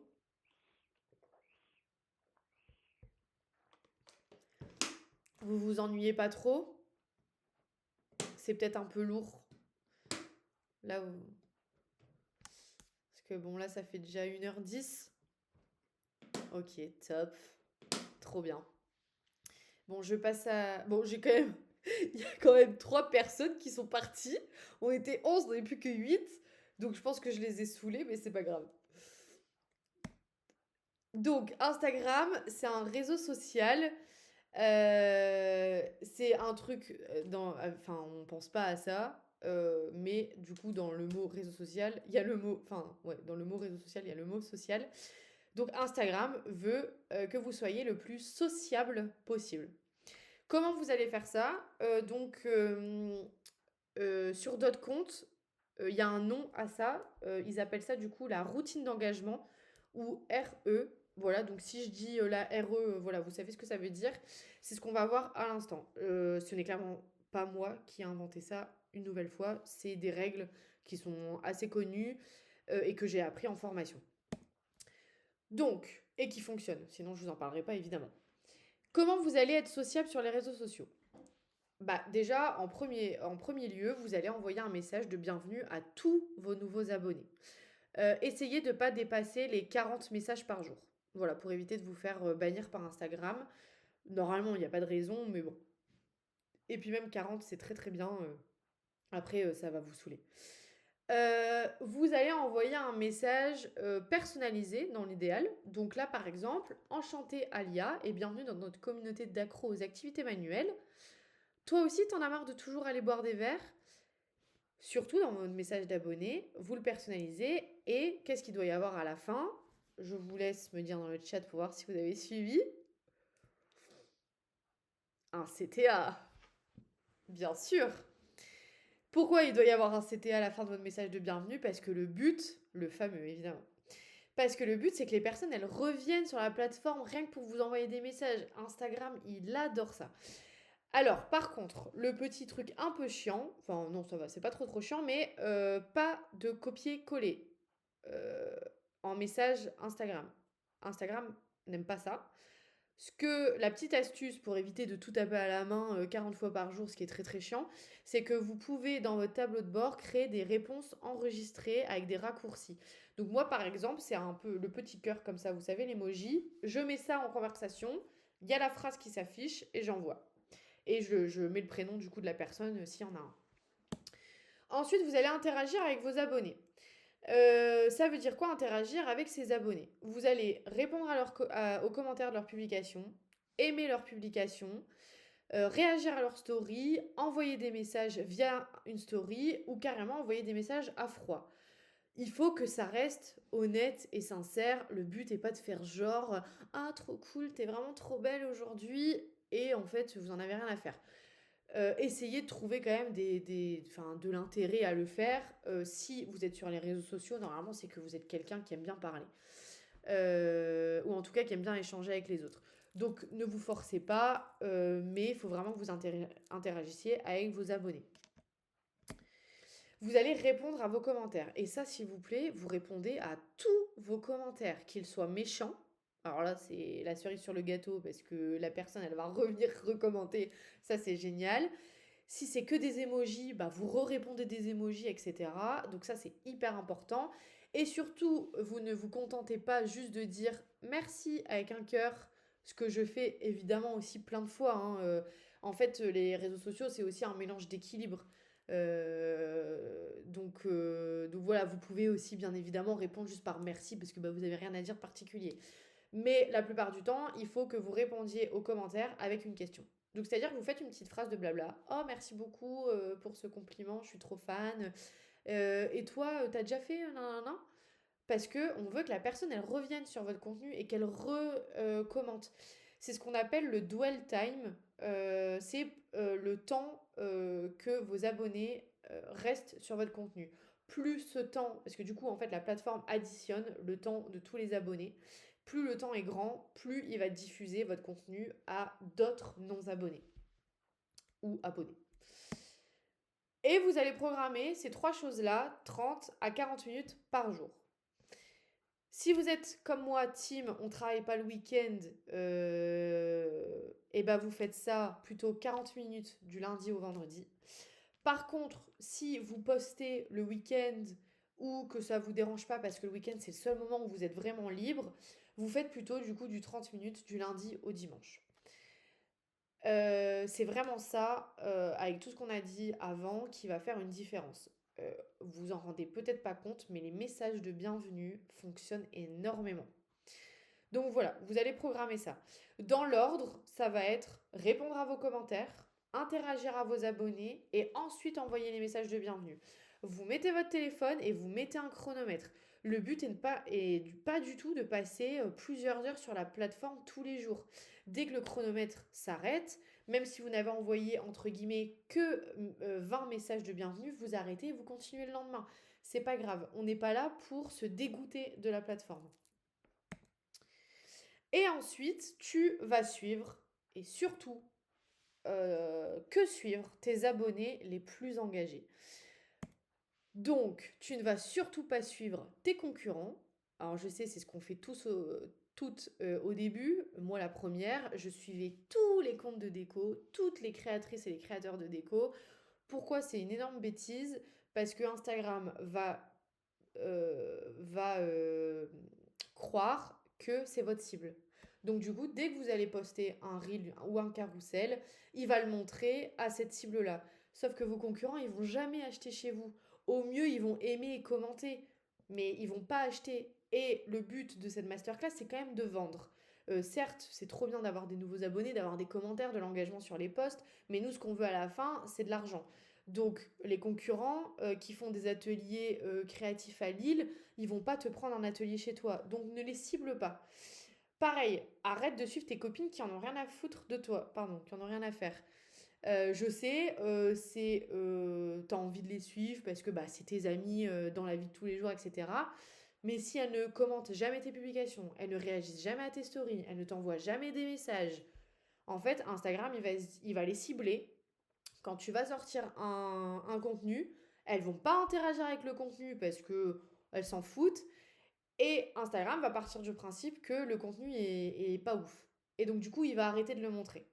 Donc, au final, suivre les copines qui s'en foutent, c'est pas juste t'es méchante. En fait, ça te tire une balle dans le pied sans le savoir. Et enfin, arrête de suivre mamie qui n'est jamais connectée. Oui, bah oui, je suis mon oncle sur les réseaux sociaux, en même temps, c'est mon oncle. Oui, mais en fait, ton oncle, il se connecte une fois tous les 6 mois. Donc en fait, ça ne sert à rien. Encore une fois, tu es en train de dire à Instagram, bah voici ma cible, donc dès que je sors quelque chose, montre-le à lui. Mais en fait, lui, il va jamais le voir parce qu'il n'est pas sur la plateforme. Et donc, de nouveau, Insta va dire, bon, bah le contenu est pas ouf, bon, bah j'arrête de le diffuser. Est-ce qu'il y a des questions? Oui, vas-y.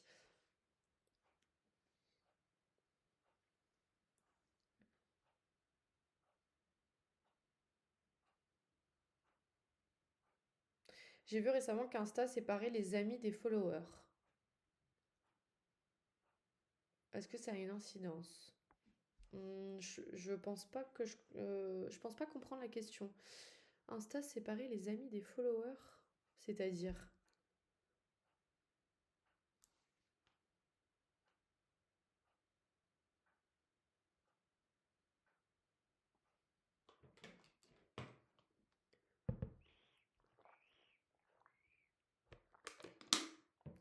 Avant, il y avait suivi follower seulement. Maintenant, sur les profils, on voit avec qui on a ami. Non, je pense que ça n'a pas du tout d'incidence. C'est juste pour que tu connaisses qui tu suis. Oui, oui, c'est des gens que tu suis, toi, et qui te suivent. Est-ce que ça vaut le coup de suivre des comptes qui n'ont rien à voir avec nous, mais qui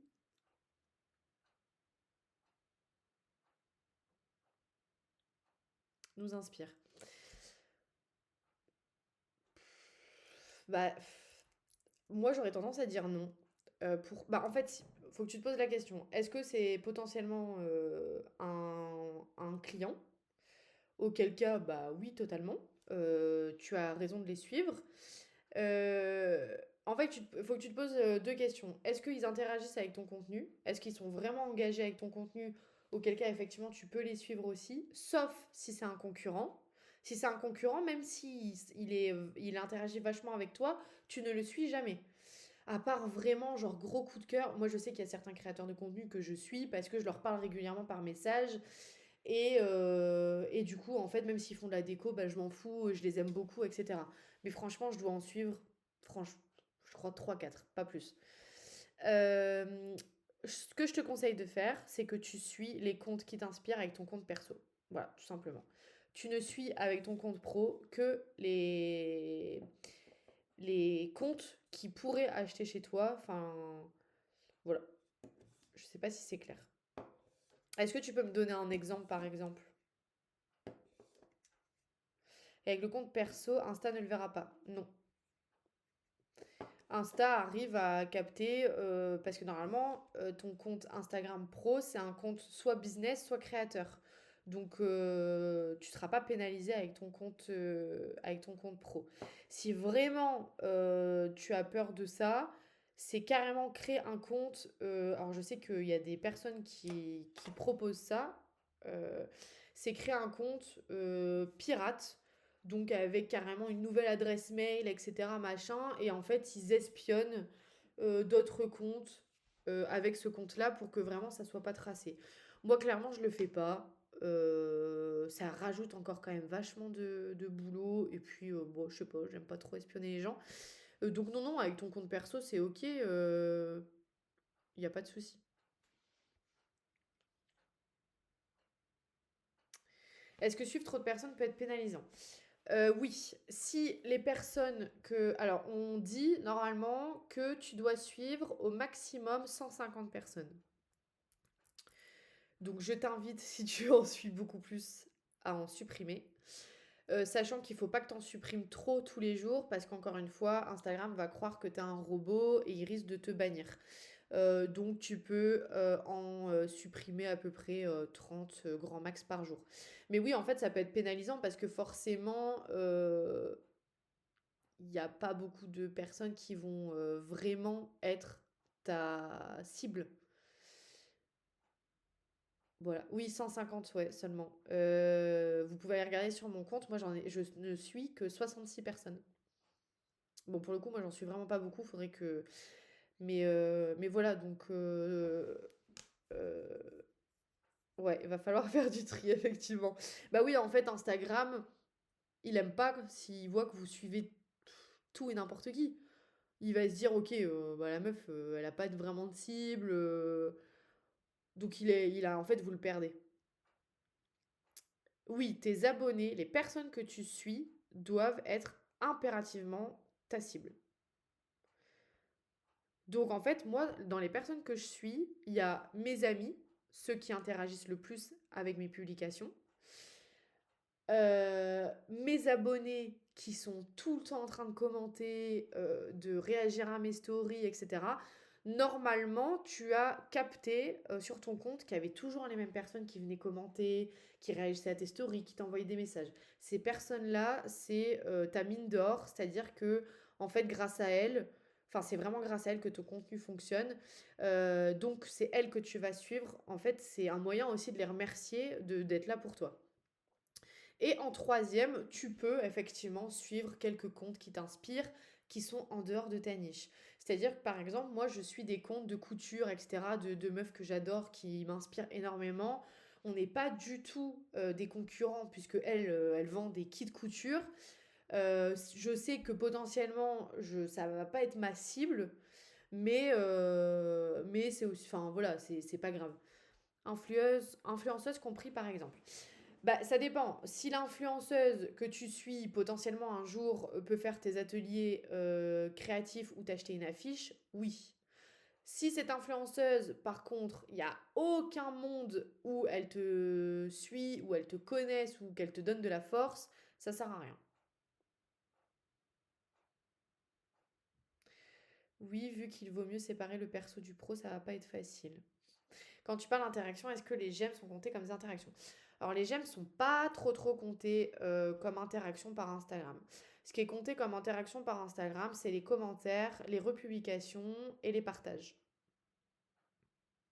Parce qu'en fait, le truc, c'est que aimer un contenu, c'est hyper facile. Ça veut dire que la personne, ça se trouve, elle a même pas regardé la vidéo. Elle a peut-être regardé 3 secondes et puis elle a aimé. Soit parce qu'elle te connaît et du coup, elle veut te faire plaisir. Euh, Enfin, soit parce que j'en sais rien, mais non, en fait, les j'aime sont pour Instagram sont pas si ben, sont pas si importants que ça. Oui, les enregistrements sont hyper importants aussi. De toute façon, j'en parlerai, je pense, ça dans une autre masterclass, mais effectivement, c'est bien de savoir analyser son contenu, mais il faut aussi savoir en fait ce que tu dois analyser et quel indicateur clé tu dois regarder. Et en fait, il y a beaucoup de personnes qui regardent les vues et les j'aime, mais en fait, on s'en fiche. C'est pas du tout ça qui est important pour Instagram.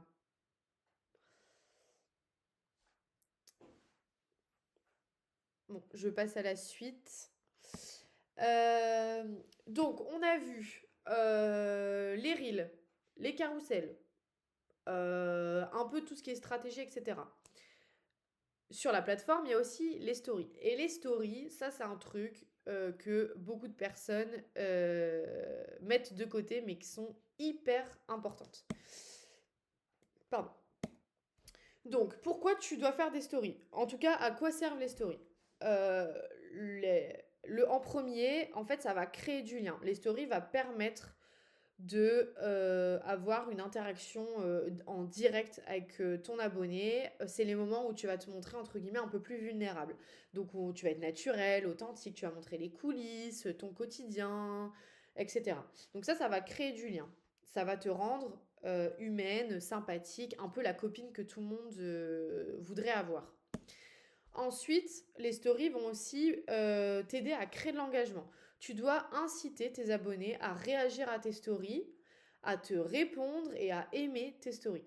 Comment tu vas faire ça? Bah, avec les sondages, les questions et vous savez les emojis où quand on tape dessus, il y a une réaction. En fait, c'est tout simple parce que les gens ont juste à cliquer, ils ne doivent pas envoyer des messages, etc. machin, et mine de rien, bah, ça crée de l'engagement. Donc Instagram aime beaucoup ça. Et enfin, les stories sont le canal le plus fort pour vendre quelque chose.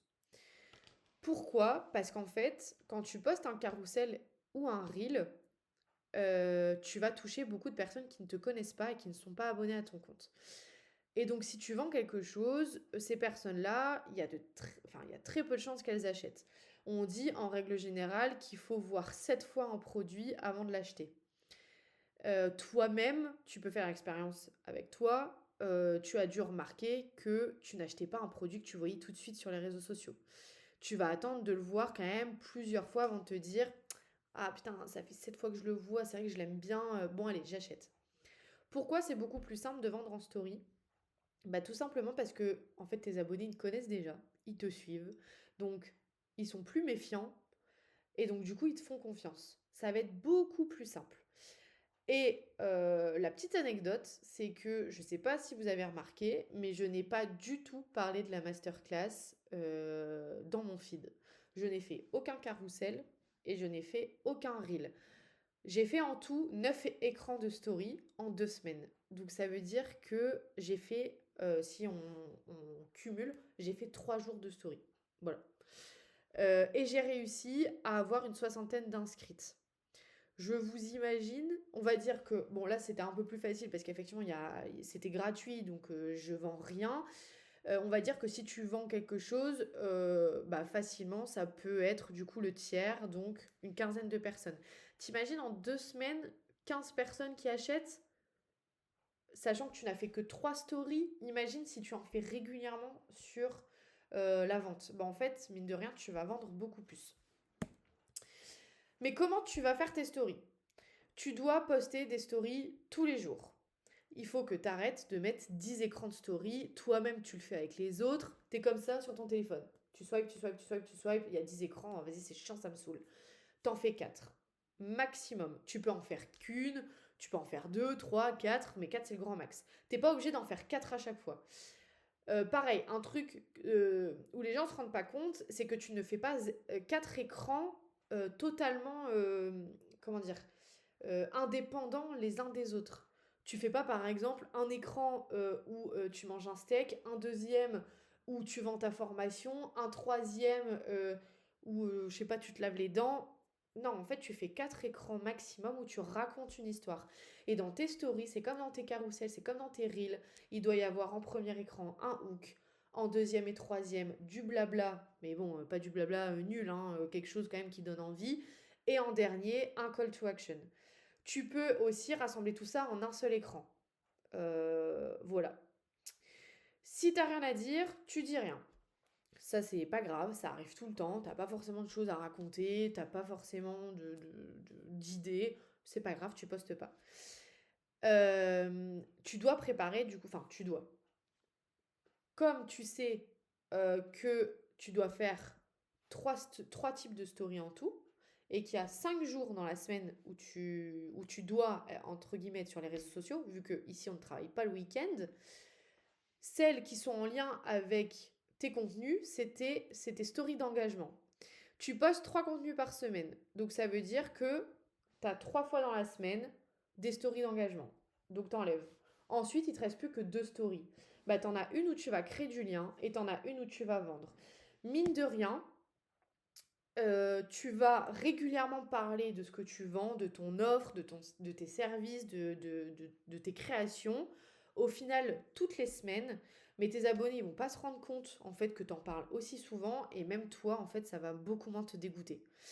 Donc tu dois vraiment alterner entre tous les types de stories.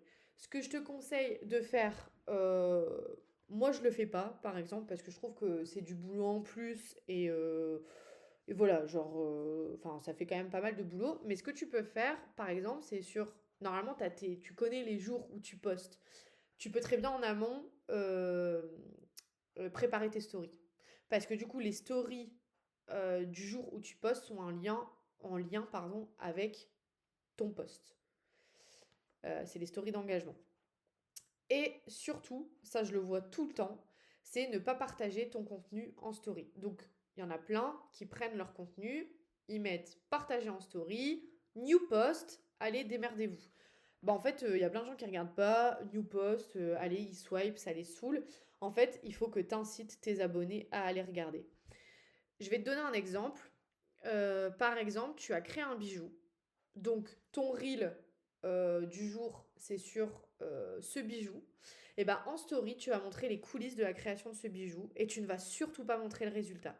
Et ton CTA, ça va être, si tu veux voir le résultat, le carrousel est posté, ou le reel, je sais plus ce que j'ai dit, le reel est posté. Et ça, en fait, bah, ça va vachement donner envie aux gens d'aller regarder par eux-mêmes. Donc voilà pour cette partie.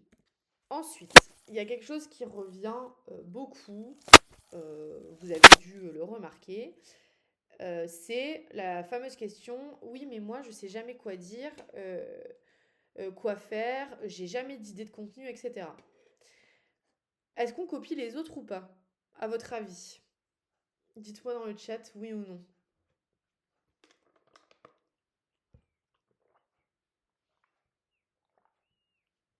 Ça va, je vous ai pas perdu. Oui si ça marche, non mais on peut s'inspirer. Ok. Attention la réponse. J'aurais dit non, je dirais que l'on peut, mais on mentionne la personne. Oui, mais attention à ta sauce. Sur les réseaux sociaux, il n'y a personne qui invente quoi que ce soit. Tout a déjà été fait. Les comptes que vous trouvez avant-gardistes, ah ça je le vois pas souvent, oh tiens, lui vraiment il sort du lot. C'est généralement des comptes qui s'inspirent eux-mêmes. Pardon, eux-mêmes de comptes anglo-saxons, parce que généralement ils ont une petite longueur d'avance sur nous. Donc, oui, vous pouvez, entre guillemets, copier, mais à votre sauce. C'est-à-dire qu'on se copie tous les uns les autres. C'est pas un secret.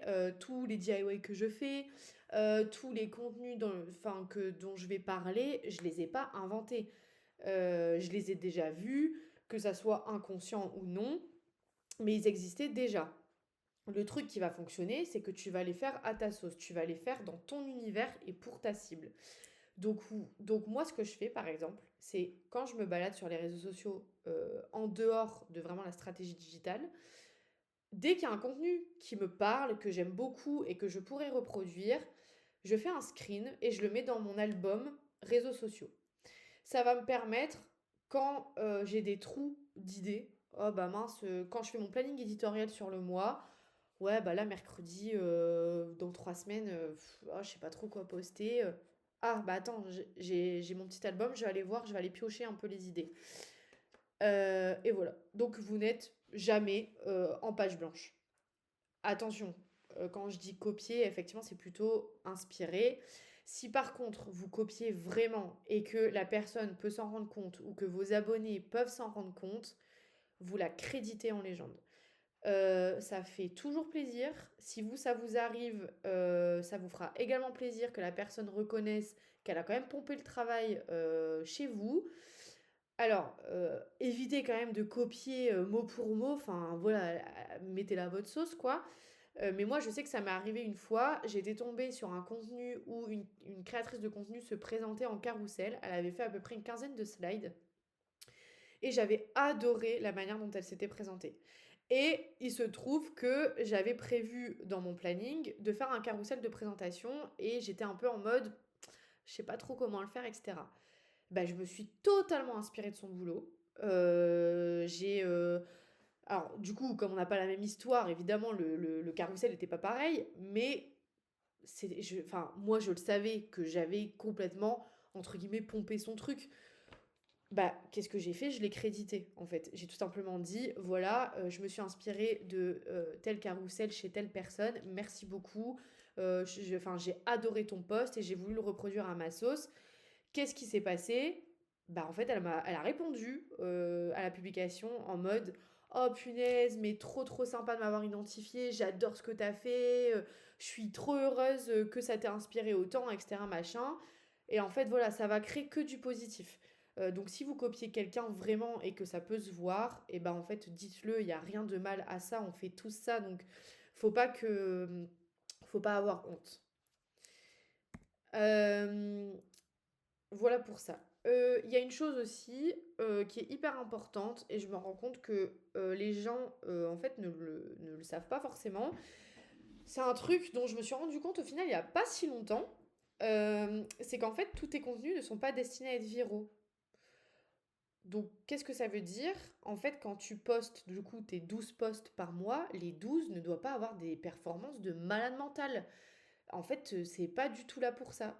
Tu dois prendre du recul en fin de mois, regarder les posts que tu as fait et te dire, ok, il y en a 4, 5 max au mieux qui ont vraiment très très bien performé.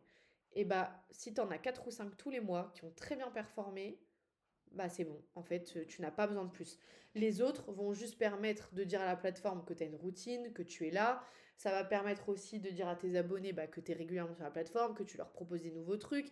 Ça va aussi t'ancrer plus en tant que, entre guillemets, créatrice de contenu, etc. Mais c'est tout à fait normal que tu n'aies pas les mêmes stats pour tous tes contenus. Et du coup, il faut que tu arrives à te dégager de ça, à te dire ok, c'est pas grave, ce contenu-là, entre guillemets, j'ai eu que 250 j'aime, mais c'est pas grave, il est là pour ça. Il est là pour affirmer ma présence sur les réseaux sociaux, il est là pour montrer mon expertise, il est là pour amplifier ma routine, etc. Ils sont pas tous là pour faire des milliers et des milliers de vues.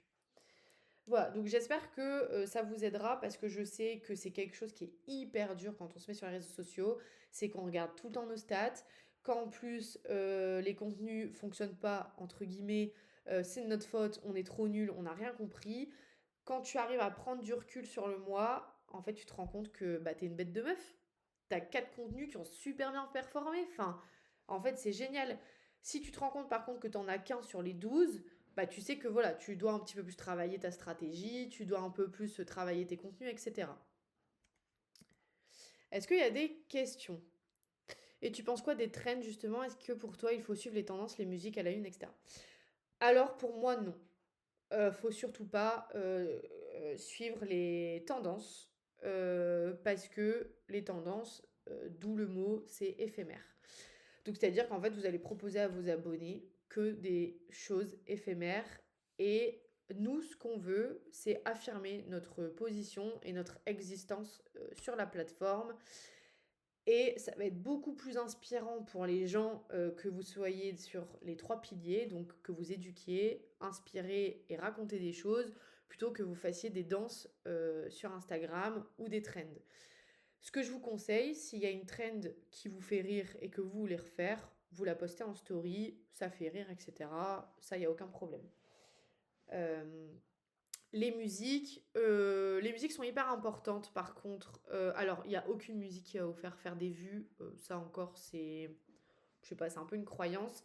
Par contre, à chaque contenu, vous mettez une musique, hein. Un carrousel sans musique, c'est l'enfer. Ah, d'ailleurs, ce que je vous ai pas dit, un carrousel, jamais qu'une seule slide, hein. Vous faites en moyenne 7 slides. Tu parlais des abonnements d'enregistrement pour piocher des idées de contenu, c'est-à-dire via notre compte Parfo, j'ai peut-être zappé l'info. Ophélie, tu parles à moi ou à Nini? À toi. Attends, je relis.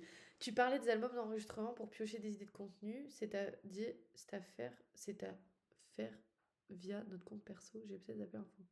Oui, pardon, je me suis mal exprimée. En gros, tu screens le contenu que tu as aimé, ça va arriver dans tes photos d'iPhone, et dans tes photos d'iPhone, tu crées un album photo avec tous tes screens. Voilà. Comme ça, c'est pas sur ton compte perso Insta, c'est pas non plus sur ton Insta, c'est vraiment que pour toi et ça gênera pas les algorithmes d'Instagram, etc. Est-ce que il y a d'autres questions? Là, c'est vrai, c'est un peu le. On arrive sur la fin. Courage, il reste plus, à mon avis, il reste 10 minutes. Donc n'hésitez pas si vous avez des questions, c'est le moment. Évidemment, pour ceux qui veulent, vous pouvez rester après, mais je pense que vous allez être bien fatigué. Comment tu programmes tes posts? Euh, donc tu mets ta vidéo. Alors, je sais pas si tu vas le voir. Je vous fais la démo très vite fait. Donc tu es sur ton compte ici. Est-ce que tu vois? Ah bah merde. Il y a quelqu'un qui m'a envoyé. Est-ce que le live a repris? Bah oui, depuis un moment. J'ai raté la masterclass, dégoûté. Ah. Pardon. Donc tu vas sur ton compte. Attends, je suis où? Tu vas sur le petit plus, ici. Tu mets Reel. On va mettre une vidéo au hasard. Donc celle-ci. Hop, tu choisis ta vidéo. Tu fais suivant. Si ça veut bien. Tu vois pas? Est-ce que tu vois? Non? Oh putain, je me suis fait peur. Ils sont canons. Et j'ai entendu que l'algo captait quand les vidéos étaient de mauvaise qualité, true or fake. Oui, c'est vrai. Et c'est surtout qu'en fait, tu vas pas avoir d'engagement, puisque en fait, les personnes vont swiper très vite si la vidéo est pas de bonne qualité. Vous faites toujours une vidéo en 4K, hein. Sur votre iPhone, vous pouvez. Je ne sais pas comment te montrer, Charlotte. Ce que je vais faire, tu as qu'à me mettre dans le chat ton compte Insta et je t'enverrai le screen de comment programmer tes posts. Où il faut changer de tel. Sur ton tel, tu peux pas mettre 4K?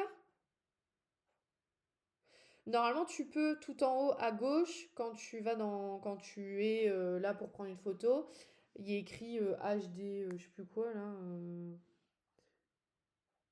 Enfin, dans vidéo, pardon, HD. Si tu cliques sur le HD, tu as possibilité de mettre la 4K. Ouais, il reste 10 minutes. Non, normalement 15, c'est 1 heure. Bon, bref. Au pire, on fera un lien. Bon, allez, je me dépêche.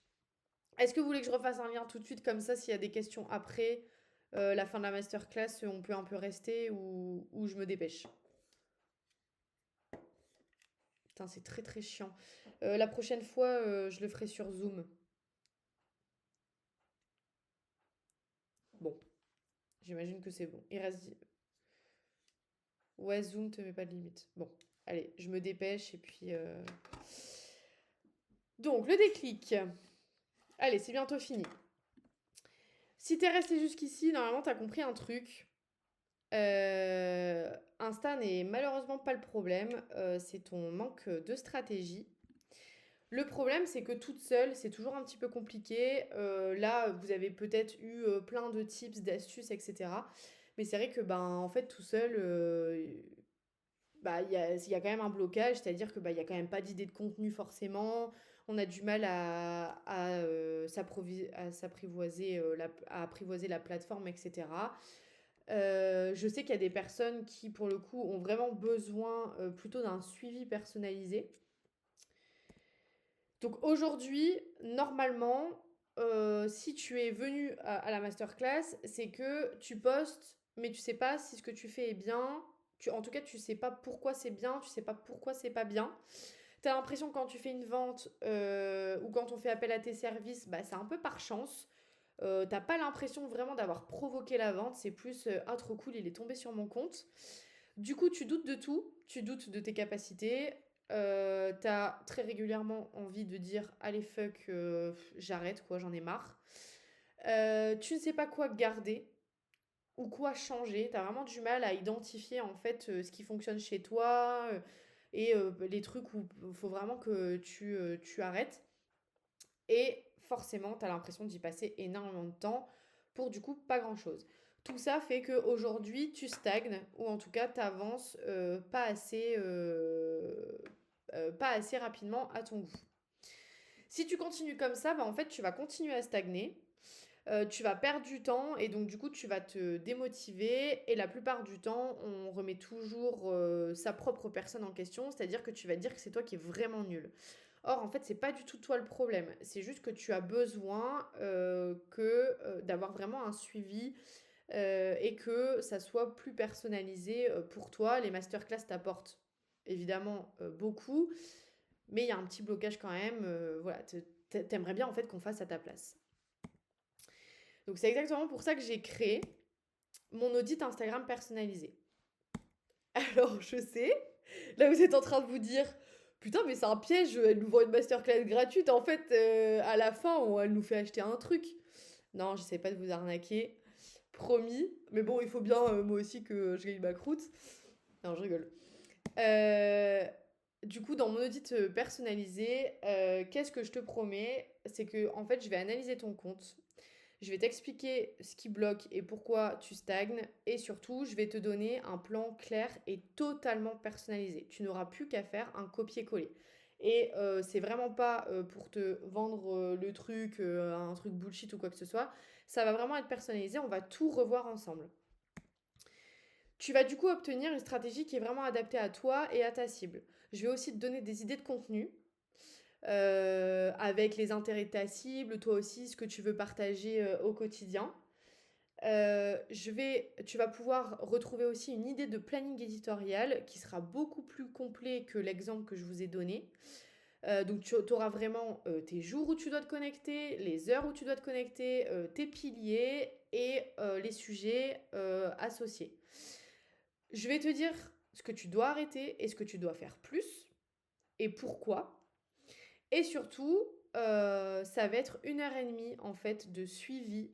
Donc pendant 1 heure et demie, on sera ensemble avec un support d'environ 80 pages que tu vas pouvoir garder évidemment à vie, que tu vas pouvoir régulièrement voir, enfin regarder, repiocher les idées dedans, etc. quand tu as des doutes. Et en fait, pendant 1 heure et demie, je vais vraiment t'expliquer le nom, ta biographie, la stratégie que tu dois adopter, tes idées de contenu, les stories, ce que tu dois faire, à quoi elles servent. Et vraiment, le but, c'est pour les personnes qui ont besoin de plus d'accompagnement, que tu te dises juste, ok, j'ai plus qu'à copier-coller, j'ai plus qu'à dire enfin, qu'à regarder ce que je dois faire, et voilà, c'est fait. Et après, alors, il y a beaucoup de personnes qui font des audits sur Instagram. J'en ai d'ailleurs déjà fait un moi-même. Le problème, ce que je trouvais, c'est qu'en fait, tu n'as jamais de retour. Donc, c'est-à-dire que la personne, elle te donne l'audit et puis tu te démerdes. Moi, je trouve que c'est assez dommage. Donc, ce que je te propose, en fait, après l'audit et les 1 h 30 passées avec moi, c'est qu'on va faire le point 6 mois après. Parce que généralement, si tu fais tout ce que je vais dire dans l'audit, les résultats pardon, seront visibles entre 3 à 6 mois. Donc on fait le point 6 mois après, 30 minutes de visio, tu me donnes tes retours, les choses sur lesquelles tu bloques un peu plus ou tu as un peu plus de mal, etc. C'est vraiment une discussion à deux et ça va me permettre moi déjà de m'améliorer, de savoir ce qui t'a manqué et surtout d'avoir ton retour. Est-ce que tu trouves que enfin, ça valait le coup ou non? Bon, j'y crois pas trop, mais sait-on jamais. Donc, tu auras compris ce qui fonctionne, tu sauras quoi poster, et enfin, tu auras des clients. Normalement, si tu fais tout ce qui est dit dans l'audit et dans la masterclass, dans 6 mois, tu auras des clients. Soit tu en auras plus que maintenant, soit tu auras enfin tes premiers clients. Comme je suis toute seule et que j'ai vraiment envie de prendre le temps de faire chaque audit très correctement et de vous suivre de vous suivre correctement, j'ouvre seulement 8 places entre fin avril et début juin. Parce que voilà, ça me tient à cœur de ne pas ouvrir 15 places et de vous donner un audit pas bien fait du tout. Donc il y a seulement 8 places. Et le prix d'un audit est de 700 euros. Mais comme vous êtes des petits choux à la crème et que vous êtes inscrit à la bonne date, vous allez bénéficier d'une offre à 500 euros qui est valable du coup seulement 24 heures. Donc demain soir, le prix sera de nouveau de 700 euros. Pareil, si toutes les places sont prises, je ne rajouterai pas des créneaux avant la rentrée prochaine. Donc si tu veux te lancer maintenant, c'est le moment. Merci à tous d'avoir été avec moi.